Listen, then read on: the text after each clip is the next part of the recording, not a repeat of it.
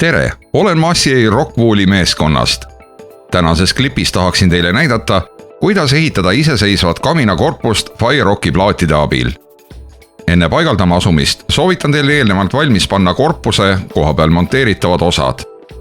Täpne kavandamine, paigutamine ning lõikamine võimaldab vähendada jääke, mis hõlbustavad järgmiste paigaldusetappide läbiviimist. Antud juhul võimaldaks tagumise korpuse suurus paigaldada Firerocki plaate pikkusega 100 cm ilma plaati lühemaks lõikamata.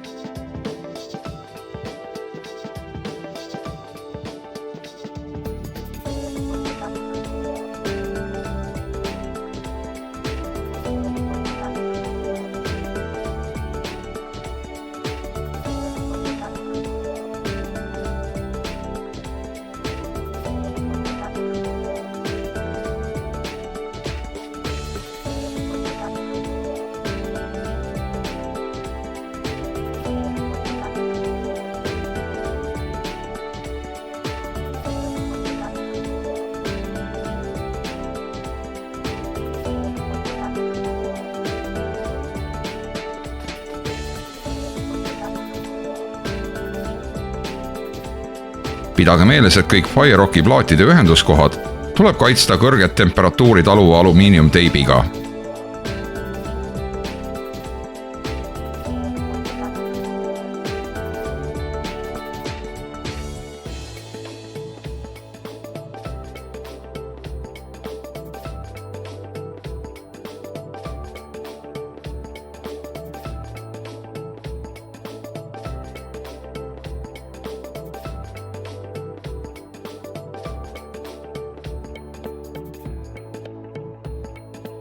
Esimene ühenduskoht on juba liimitud.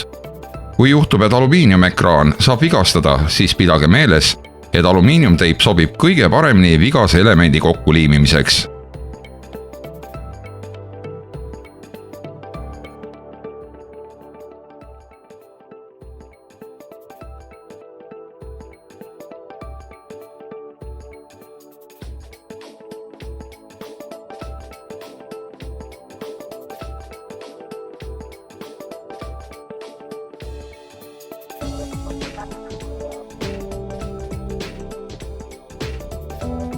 Teip on juba liimitud, seega jääb meil üle vaid pooltoode kinnitada ja asuda järgmise tööetapi juurde.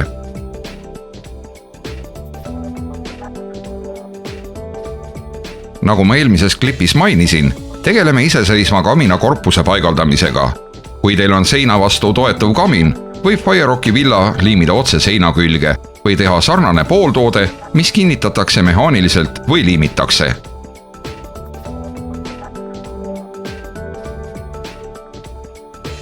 Veel üks märkus, kuna seda küsimust esitatakse üsna sageli. Millise poolega tuleb Firerocki plaate paigaldada?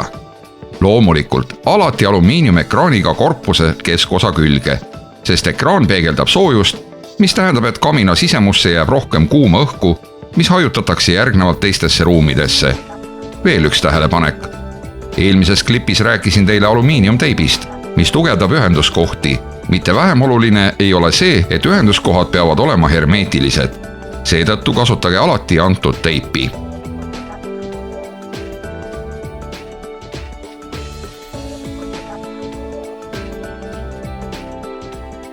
Mul on valmis kaminakorpuse 3 seina.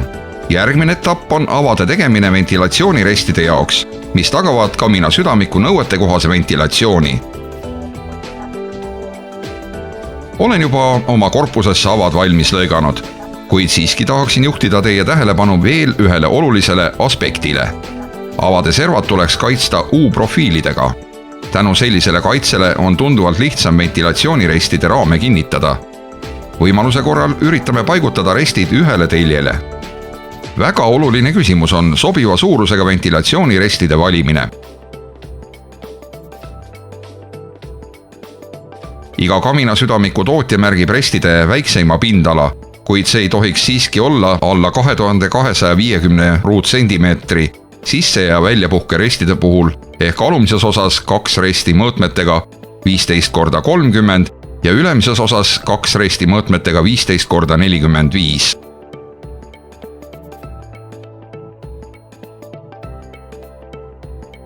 See on niivõrd oluline, kuna liiga väikeste ventilatsioonirestide kasutamine võib põhjustada korpuse ja kaminasüdamiku ülekuumenemist.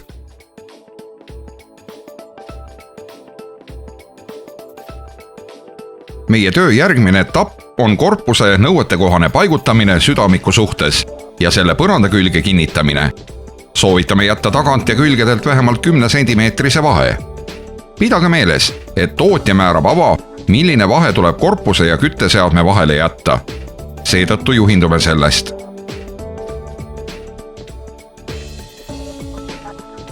Korpust võib põranda külge kinnitada nurkadest või kogu pikkuses kinnitatavate nurgikute abil.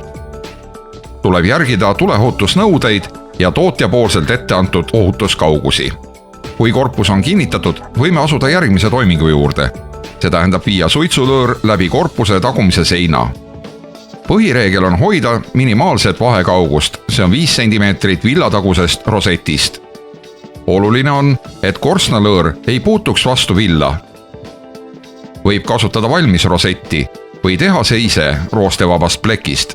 Näitan teile, kuidas see ühendada ja läbi viia korpusest.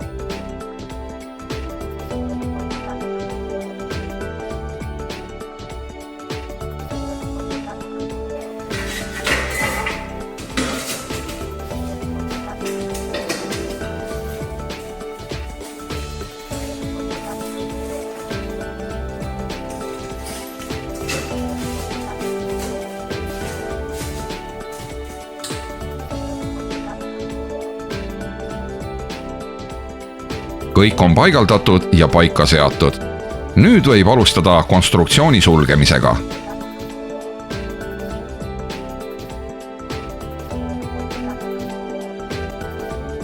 Kütteseade on meil korstnaga ühendatud, seega võime asuda paigaldist ülevalt poolt sulgema. Korstna paigaldustüübist olenevalt võime selle sulgeda kipsplaadi ja villaga või ruumikõrguse ulatuses täielikult kinni ehitada. Teise variandi kasuks otsustamise korral tuleb teha täiendav dekompressioonikamber. Korpus on meil praktiliselt valmis. Seega jääb üle vaid kamin eestpoolt sulgeda. Esikülje töötlemise põhimõte on sama nagu restide puhul.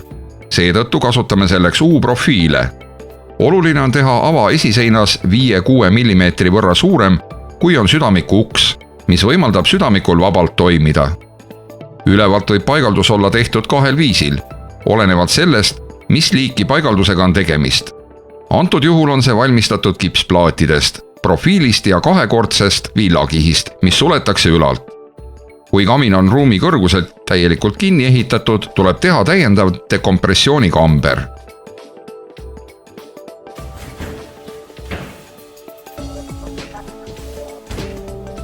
Sellise korpusega ümbritsetud kamin on valmis edasiseks viimistlemiseks, mida võib teha pahteldamise ja värvimise või dekoratiivkrohvi peale kandmisega.